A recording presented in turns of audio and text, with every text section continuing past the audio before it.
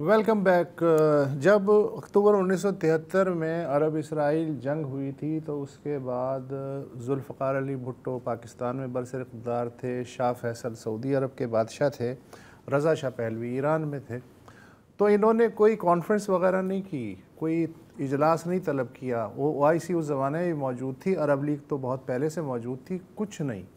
انہوں نے طے کیا مل کے کہ مغربی دنیا کو تیل کی سپلائی منقطع، اور 3 مہینے تک ایسا ہوا، ہوش ٹھکانے آ گئے۔ اسی کے نتیجے میں اسرائیل مجبور ہوا کہ مصر کو اس کے علاقے صحرائے سینائی واپس کرے، اور پھر امن سمجھوتا اور امن پروسیس شروع ہوا صرف ایک اس ایکشن کی وجہ سے۔ اس کے بعد امریکہ اور مغربی طاقتوں نے طے کیا کہ 1973 کا جو آئل ایمبارگو ہے، اس طرح کی سچویشن کبھی نہیں پیدا ہونے دی جائے گی۔ تو اس کا انہوں نے پھر علاقائی ارینجمنٹ کیا، جو حکمران تھے ان کو کلٹیویٹ کیا، اور اس کے نتیجے میں آج یہ صورتحال ہے کہ اسرائیل نے ایک ساورن ملک کی ساورنٹی کی ایسی تیسی کر دی۔ ایران کا ہم ذکر اس لیے نہیں کر رہے کہ ایران ایک کھلی دشمنی ہے، لیکن قطر تو اس لیگ میں نہیں تھا، لیکن قطر کی ساورنٹی پامال ہو گئی۔ اس کے بعد عرب ممالک خلیجی ریاستوں کے سربراہ پہنچے، انہوں نے اظہار ہمدردی کیا۔ ایک ہنگامی اجلاس اس وقت جاری ہے عرب لیگ اور OIC کا شیرٹن دوحہ میں، اور اس میں سر جوڑ کے بیٹھے ہیں کہ کیا ٹھوس اقدامات کیے جائے۔ ملیشیا کے وزیر اعظم انور ابراہیم نے ایک جملہ دیا کہ باتوں سے میزائل نہیں رکتے، اس کے لیے پھر کوئی اسی طرح کی اسٹریٹجی بنانی پڑتی ہے۔ کوئی کہہ رہا ہے کہ نیٹو کی طرز کا اتحاد بنا لیا جائے، جیسا کہ عراقی وزیر اعظم۔ کوئی کہہ رہا ہے کہ ایک ٹاسک فورس ہونی چاہیے کمبائنڈ، یعنی ہمارے شہباز شریف صاحب، اور کچھ جو ہیں حکمران وہ یہ کہہ رہے ہیں، جیسے رجب طیب ایردوان ہیں، وہ یہ کہہ رہے ہیں کہ ہمارا ہدف خود کفالت ہونا چاہیے، اسرائیل پہ معاشی دباؤ ڈالنا ہوگا۔ اردن کے شاہ عبداللہ وہ تک کہہ رہے ہیں کہ جو بھی طے ہو اس بار فیصلہ کن اور واضح ہونا چاہیے۔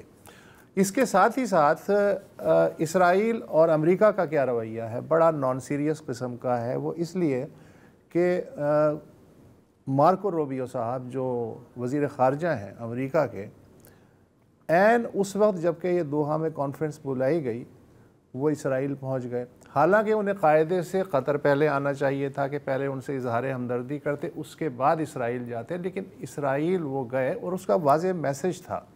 نیتن یاہو کے ساتھ مل کے وہ یروشلم کی دیوار گریا پہ گئے، اور نیتن یاہو نے کہا کہ امریکہ اور اسرائیل کے جو تعلقات ہیں وہ اس دیوار کی طرح جو 3000 سال قدیم ہے، مضبوط ہیں، جڑے ہوئے ہیں۔ اور وہیں پہ نیتن یاہو کھلم کھلا مشترکہ پریس کانفرنس میں ڈٹائی کے ساتھ کہتے ہیں کہ ہم حماس کی لیڈرشپ کو جب چاہیں گے اور جہاں چاہیں گے نشانہ بناتے رہیں گے۔ اب مارکو روبیو صاحب کل تشریف لا رہے ہیں قطر، تو مجھے نہیں پتا کہ ان کی پھر کیا بات ہوگی، اس لیے کہ وہ اپنا دونوں اندیہ ظاہر کر چکے ہیں، اور اس کانفرنس کے دوران غزہ کے اوپر 1 سیکنڈ کے لیے بمباری نہیں رکی، 1 سیکنڈ کے لیے وہ ڈائنامائٹ سلو نہیں ہوئے کہ جن کی وجہ سے غزہ شہر جو ہے اب 100% ملبے کا ڈھیر بن چکا ہے۔ تو یہ حالات ہیں، اور اب ہماری پوری جو کوشش ہے، بڑی بے چینی سے انتظار ہو رہا ہے کہ دیکھتے ہیں کہ اس کانفرنس کے پٹارے سے کیا سانپ نکلتا ہے۔ کچھ دیر بعد پریس کانفرنس بھی ہونے والی ہے۔ تو وسعت صاحب، اگر اس میں کوئی ٹھوس اقدامات ہیں تو ٹھیک ہے، لیکن نہیں ہیں تو OIC کا پیغام آئے گا وہ یہ کہ یہ ایک بہت ہی کمزور irrelevant آرگنائزیشن ہے۔ ابھی تک نہیں ہے۔ اگر کسی کو ہے کہ جی اب آپ اسرائیل نے ایک ریڈ لائن کراس کی ہے قطر کے معاملے میں، اور بعض اوقات ایسی چیزیں ہو جاتی ہیں کہ سوئے ہوئے بھی جاگ جاتے ہیں، تو اگر کسی کو کہیں امید ہے کہ جی امہ جاگ جائے، عرب ممالک جاگ جائیں، اگر اس اعلامیے میں صرف یہ ٹاسک فورس جیسے آئیڈیاز سامنے آ گئے کہ جی ہم ٹاسک فورس بنائیں گے، کمیٹی ہوگی، سب کمیٹی ہوگی، غور و خوض چلتا رہے گا، اور ادھر جینوسائیڈ بھی چلتی رہے گی، تو آپ نے ایک بالکل واضح پیغام دے دیا کہ جی ہمارے اوپر نہ رہنا، ہمارے اوپر نہ رہنا، اور ہر ایک کی اپنی اپنی. اور یہ جو کہہ رہے ہیں نا اب امہ جاگ جائے گی، تو ہماری نانی ایک محاورہ بولا کرتی تھی کہ سوتے کو تو آدمی جگا لے، جو جاگ رہا ہے اور سونے کی ایکٹنگ کر رہا ہے اسے جگانا امپاسبل ہے. تو اب شاید ہو سکتا ہے ہمارا یہ ہو سلسلہ.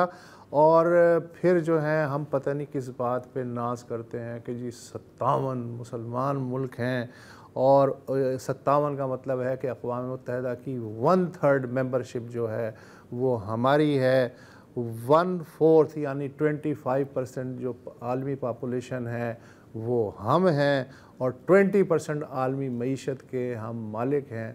ان کے میرا خیال ہے کاغذ کے جہاز واز بھی بنائے جا سکتے ہیں. تو وسعت صاحب ایک سوال آپ سے چھوٹا سا، کہ یہ کوئی نہیں کہہ رہا کہ جی کہ یہ 57 ملک جو ہیں فوجی لشکر کشی کر دیں اسرائیل پہ، لیکن شارٹ آف دیٹ اس اعلامیے سے ایسی کیا چیز سامنے آ سکتی ہے کہ لوگوں کو لگے کہ یار شاید اس بار یہ سیریس ہے؟ نہیں، مجھے وہ جو کہتے ہیں نا سانپ کا ڈسا جو ہے وہ رسی سے بھی ڈرتا ہے، تو میں کوئی پیشگوئی نہیں، ایسی کوئی خوش فہمی نہیں، کوئی بھوشوانی نہیں کروں گا انلیس کہ یہ نہ صرف اعلان سامنے آئے بلکہ اس پہ مجھے آثار بھی نظر آئیں کہ یہ واقعی اس پہ عمل کر لیں گے، اس لیے کہ ہر گوٹی کہیں نہ کہیں پھنسی ہوئی ہے. تو بس پھر یہ ایسے ہی چلتا رہے گا. ہم لیں گے ایک بریک، واپس آئیں گے تو دوحہ کے بعد چلیں گے دبئی اور بات کریں گے کرکٹ کی.